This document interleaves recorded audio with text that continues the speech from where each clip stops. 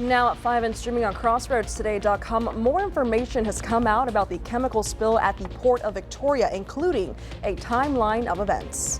And Jeannie Morrison endorses former Victoria Mayor Jeff Bouknight for her state representative District 30 seat.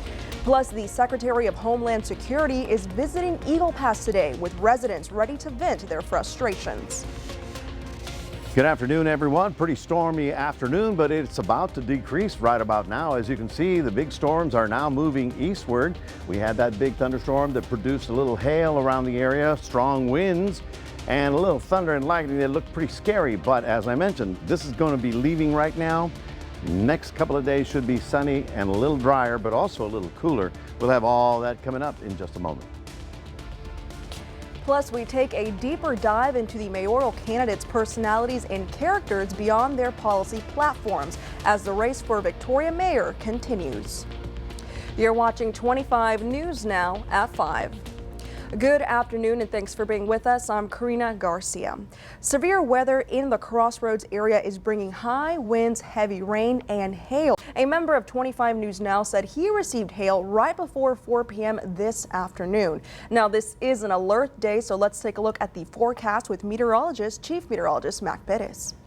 Thank you very much. Yes, this morning we put up the alert day advisory, letting everybody know that it was going to be an interesting day, and it was an interesting day. I don't know if you got the notice about it, but it did come through the area. It's a very thin line of thunderstorms that popped up late this afternoon right outside San Antonio and then rolled across I-10 corridor and eventually got through Victoria. Now, Gonzales did get some hail, did get some damage with the winds. Hallettsville also did get hail and some damage. Of course, here in Corpus Christi, we had a line of thunderstorms that came through right at about 4:30. Maybe 4 o'clock, and looked rather ominous. But as I mentioned, that is now past the city. It's headed down toward the Port Lavaca area, and then it's all going to be going offshore. The frontal system is not here yet. In fact, that will be here probably in 2 or 3 hours. Then you'll feel that dry north wind rolling in. Looks like it'll be a little cooler for the next couple of days. We'll have much more details for you coming up in just a few minutes. Back to you, Karina. Mac, thank you. Victoria police took a man into custody after a chase. They first made contact with 31-year-old Jesus Benavides in the 1000 block of Brazo Street after a report of a disturbance. Benavides then fled in a Ford F-150 until he crashed in the 100 block of Pleasant Green. Benavides is charged with evading with a previous conviction. He is in the Victoria County Jail in lieu of $40,000 bond. He is also charged with violation of parole. No bond on that charge. Now, we have the latest on the foul odor in Victoria County that made its way down into Corpus Christi. Several residents had been upset with the lack of communication and transparency, but now we have a timeline of events leading up to last week's spill. This past Wednesday night into Thursday morning, Victoria Emergency Management authorities received calls about a foul odor around the southwestern region of Victoria County. It was not until an anonymous call made Thursday night that the Victoria Office of Emergency Management received information about the accidental release of crude oil at Shamrock Products, LLC. 911 also received an anonymous call. Now, here is where the line of communication kind of breaks. The Texas Commission on Environmental Quality had investigated the spill at Shamrock midday Thursday and did not inform the Victoria Office of Emergency Management of the investigation or their findings until Friday morning. With the source of the odor now found, a full investigation and cleanup began. However, Victoria Emergency Management was not initially included in the cleanup. Unfortunately for us in Victoria Emergency Management, we were not notified of that. Even though we are the ones who got them into the front gate, we're able to get them there to investigate this spill at Shamrock's products. They did not notify us until Friday morning. We have reached out to Texas Commission on Environmental Quality and have not heard a response as of yet. McBrayer says the spill site as of this afternoon is still in progress, but it has largely been completed. Longtime state representative Jeannie Morrison today endorsed Jeff Bouknight in his campaign for Texas House District 30. Bouknight is running to succeed Morrison, who is retiring from the Texas legislature after representing that district for 13 consecutive terms. Bouknight is a former Victoria mayor and city council member. He is running for state representative District 30 and the Republican primary against Brett Baldwin, Vanessa Hicks Callaway, and A.J. Louderback. Now, in a statement, Representative Morrison said Jeff Bouknight is a values-driven conservative leader with a proven track record of delivering results. Jeff will do whatever it takes to secure our southern border, protect our Second Amendment rights, and defend our rural Texas values. Jeff Bouknight is a trusted conservative leader, and I am proud to endorse him to be our next state representative, unquote. The Republican primary is set on March 5th. And now that's going to lead us to your viewer poll this afternoon. You can scan that QR code on your screen to vote now. The question is, does Jeannie Morrison's endorsement affect your vote for Texas House District 30? Yes or no? We want to hear your opinion on this. Come to crossroadstoday.com/vote to take part. And of course, we're going to have an update on 25 News Now at 6. Now, we recently had all of the mayoral candidates live on 25 News Now to hear their various platforms. Now, we're giving you a chance to learn more about their character and personality. We asked all of the mayoral candidates the same 4 questions. Our first question was for them to show us an important item in their home or office. Question number 2 was to talk to me about your dream job or when you were a child. Number 3, if you're elected mayor, what is your greatest fear? And finally, what is your favorite quote and why? This is my first book I did, Your Guide to All Things Catacorn. And this is really important because my daughter Presley was diagnosed with autism, and she inspired me to do this book to give back to others, and that's my son and her. This book is so important to me because what it did is it took an idea out of my head and made it come to life, and it shows that if you dream it, you can do it. My dream job as a kid was to be an author, an astronaut, and someone that can make a living by helping other people have awesome lives. And what's super cool is I do all that. And also music, I wanted to perform. So that's why my life, when you look at it, I do all these different things, but they make sense. And little me is like, ah. My biggest fear if elected as mayor is school shootings. I have children that attend the schools here, and that is a huge problem across the nation. And it's something that we face that we need to come up with solutions with. We need to work harder on, but it is something that terrifies me. I think that, you know, it's one of those things I've lost sleep at night over thinking about. My favorite quote is from Albert Einstein. The definition of insanity is doing the same thing over and over again and expecting a different result. I believe that is a lot of what I'm running my campaign on, is that we can't keep saying we're running for lower taxes, all of these different things that we know the community is concerned about, but then we're not coming up with lasting solutions. That was Carissa Winters. Also on the ballot, Josephine Solis, Dwayne Crocker, Peter Brown, Jacob Salceda, and Robert Bob Constantine. Early voting starts January 17th and runs through January 30th. Join us Saturday, February 3rd for complete coverage of this special mayoral election. The body of former Congressman Eddie Bernice Johnson arrived in Dallas this morning. Johnson's body will lie in state at the Hall of State Fair Park. Her memorial is scheduled for tonight at Concord Church, where her funeral will also be held Tuesday morning. She will then be buried in Austin Wednesday. Johnson served in the U.S. House for 3 decades after becoming the first registered nurse elected to Congress and the first black chief psychiatric nurse at the Dallas Veterans Affairs Hospital. Before Congress, she served in the Texas legislature. She died on New Year's Eve at the age of 89. As the government works to pass funding for the border, Homeland Security Secretary Alejandro Mayorkas is visiting Eagle Pass today, and the people in the small border town are looking forward for the chance to be heard. It's Eagle Pass's lifeline.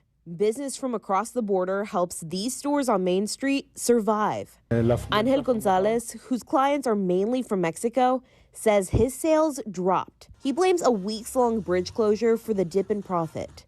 Border Patrol had to shift resources to process the waves of migrants spilling into Eagle Pass.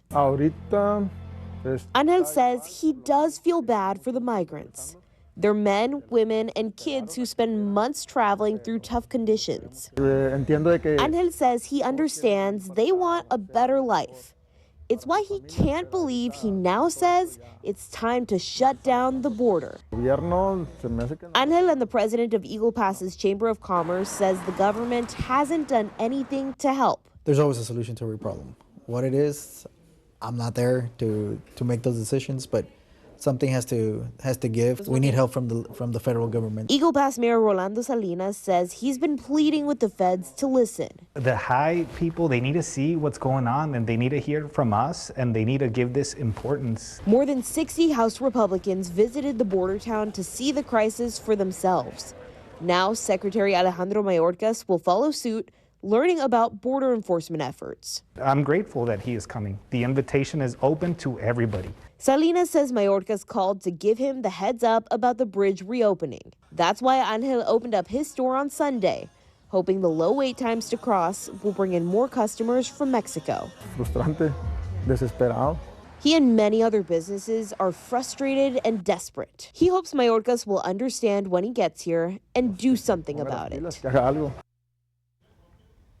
State Senator Roland Gutierrez kicked off his U.S. Senate campaign Sunday. The Democrat is challenging incumbent Republican Senator Ted Cruz. Gutierrez's first campaign stop began in Nueces County in the southeastern part of the state. He represents towns and cities that include Uvalde, the site of a mass shooting in 2022, where a gunman shot and killed 19 children and 2 adults. Gutierrez says part of the reason he's running is because of what happened in Uvalde. People along the border and everywhere else and here in Nueces County need to understand that there is a bright future, but it's not on that watch. We need to change where we're going, and we need to change the pattern of what's happening in this country, and it starts now. Gutierrez supports gun control and says if elected, he will support a woman's right to choose and Medicare for all. Remember to subscribe to our YouTube channel, Crossroads Today. Hit the like button and click that notification bell. For now, stay with us. The man who attacked a Las Vegas judge last week returned to the same courtroom to face that same judge today. His new sentencing straight ahead on 25 News Now at 5. Also ahead, the National Transportation Safety Board is investigating an incident where a Boeing jet had a mid-air emergency.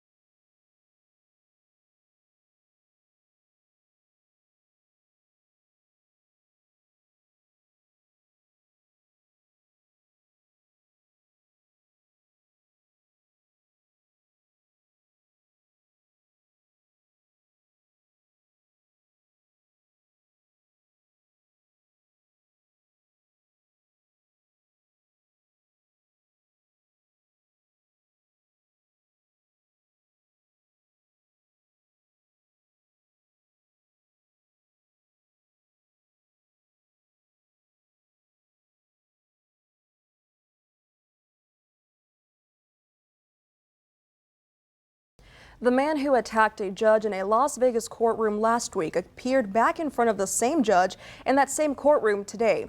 5 days ago, Debro Redden faced a sentence for felony battery and pleaded to the judge. When she made it clear he would be sentenced for prison time, Redden lunged and attacked her. Today, Redden appeared back in court and the judge sentenced him to 19 to 48 months in prison. He's also facing additional charges for last week's incident.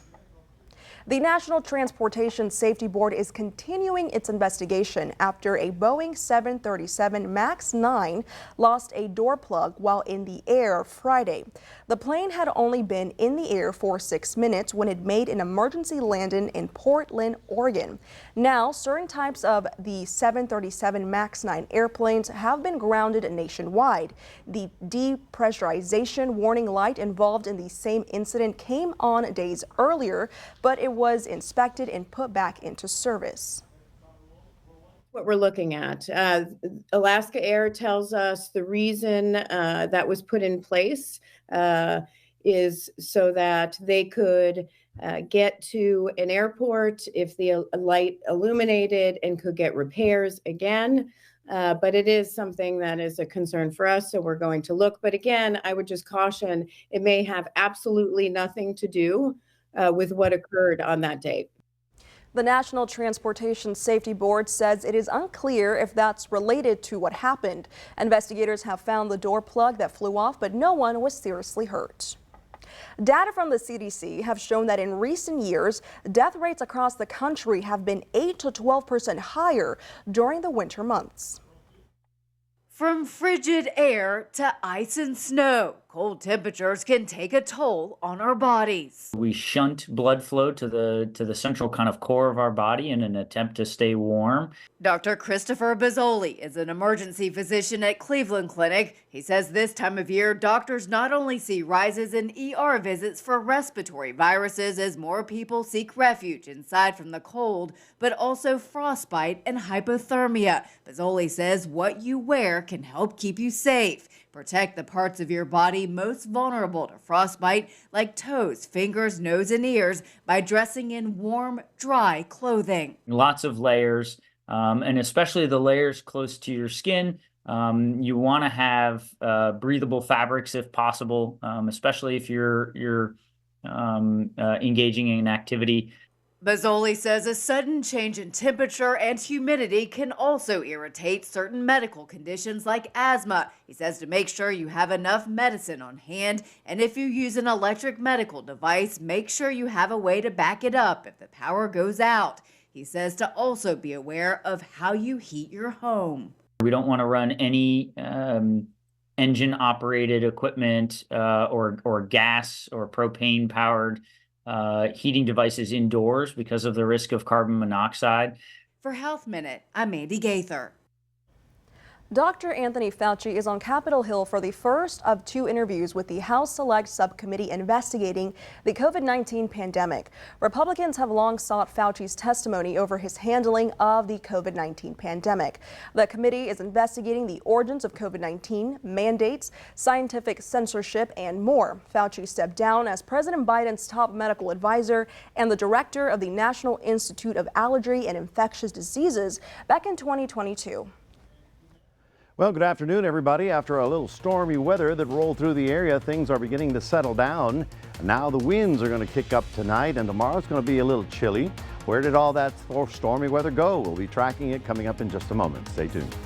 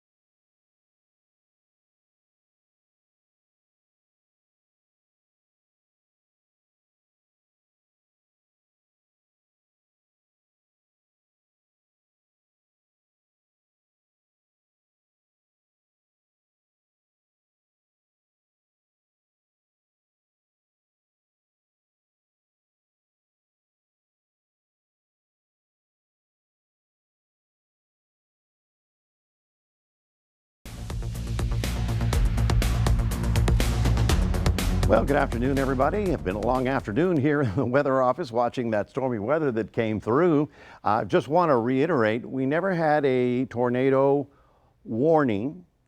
We never had a tornado watch in Victoria County. The closest was Wharton and Colorado counties, but you know, I understand it looked pretty scary there for a while. All of a sudden it got cold. You probably felt the downpour of that cold air from above that came down with that thunderstorm, and we went from, I don't know, 77 degrees down into the 50s in about 20 minutes. So it really did change the entire landscape. Now the cooler, drier air is beginning to roll in. Notice how the winds are definitely out of the northwest now, and they're going to be strengthening up to about 25, 30 miles an hour tonight as the frontal system actually passes through. The storm front that you saw, or the squall line, got out ahead of the storm. In other words, the storm got close, it triggered the activity, and then it kept rolling, and you can see that definite line right along the Gonzales to Flatonia area is where they got the strongest hail and the strongest wind.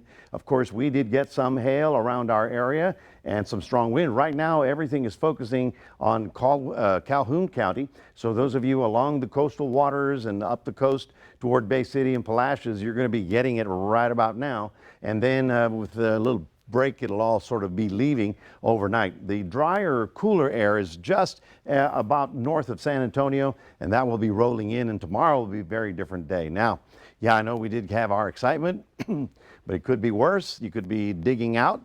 Right about here in Oklahoma is the low. It's going to travel right up the Ohio Valley, and all this part of the country is going to be, shall we say, inconvenienced by about a foot of snow, while ahead of it the stormy weather continues. Now, we did have a tornado watch there for a while, and Wharton County was the closest to the city. And of course, that includes our viewing area. So, we were sending out all kinds of tweets and messages about it. But you can see it was a thin line of storms that is now past Victoria and moving southward and basically moving out of the region. The other watches and warnings that we have are these. These are high wind advisories, and in fact tomorrow, because of the dry cold air coming in, this is actually a red flag warning. They may have some fire danger because of the winds and the low humidities. Now, here's where we were today. You can see Victoria County, Karnes, Victoria right there, and then it got a little bit heavier up in this yellow area to Wharton. But Houston is where they actually had an actual sighting of a tornado that touched the ground, a place called Cold Springs. I'm not familiar with it, but now what I'm trying to say is that when you see the green, it's one level, orange, yellow is another. When you get the orange, it's going to be a problem, and that's going to continue way up the coast. So we're looking at your forecast for tomorrow morning, down to 46 in Port Lavaca, and the high of 60 as opposed to today's 70-degree temperature, and fairly gusty northerly winds will be buffeting the area. In Cuero, we'll get down to 44 and then up to not even 60, only 59. We'll have sunshine, but we'll also have that gusty wind blowing out of the northwest. Now, when I put at the beginning, I said roller coaster weather. Here's the roller coaster. So we were 77. Tomorrow will be only 62. And then we'll roller coaster up to 74 before the next front comes through. But this one has very little chance of rain with it. It's mostly a very strong wind shift line, which will blow in. And then, and this is very important, guys, and then we get 67. Now, on Monday of next week, we have a frigid blast coming in. And Tuesday, Wednesday, Thursday, we're going to be below freezing. So I'm giving you 7 days of warning to get ready for that. We're going to have to go protect the pipes, the pets, the plants, and the poop all at the same time. That's your 7-day forecast. Reminding everybody we do have a QR code. And with that, we could have advised you on the severity of the storms that were coming through the area this afternoon. That is it for now. We'll toss it back to Karina. Thank you, Matt. Coming up next on 25 News Now at 5, we're going to take a look at your stocks. Plus, a Federal Reserve survey found that Americans' attitudes on inflation have actually improved.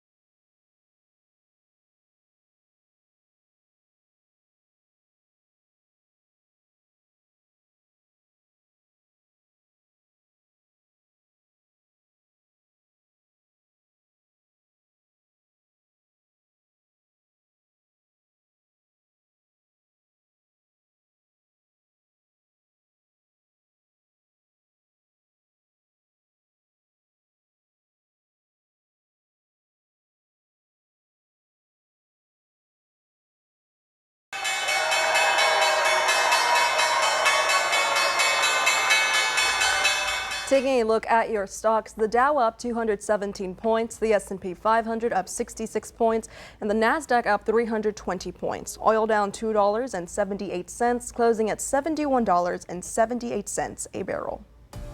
The Federal Reserve Bank of New York reported Americans' attitudes about inflation have improved for the better. Their survey tracked median inflation expectations 1, 3, and 5 years ahead. All 3 periods showed declines. The survey also found expectations about credit access and overall financial health trended upward. This week, the Bureau of Labor Statistics will release the Consumer Price Index and the Producer Price Index for December. There's growing concerns about the rise of insurance deserts. The Wall Street Journal says finding home or auto insurance is starting to become far more difficult, with many insurance companies booking billions in losses and then either hiking rates or threatening to take coverage from states altogether. And stay with us. We're going to take one last look at your forecast with Mac when we come back. Plus, Oscar Mayer is looking for drivers for their iconic Wienermobile. Plus, here's a look at what's coming on World News Tonight, right after 25 News Now at 5. This week, the states hardest hit by the storm and the cleanup. Plus, countdown to the official start of the race for the White House. How both parties are stepping up their campaigns. More Americans turn to the most watched newscast on television. World News Tonight with David Muir.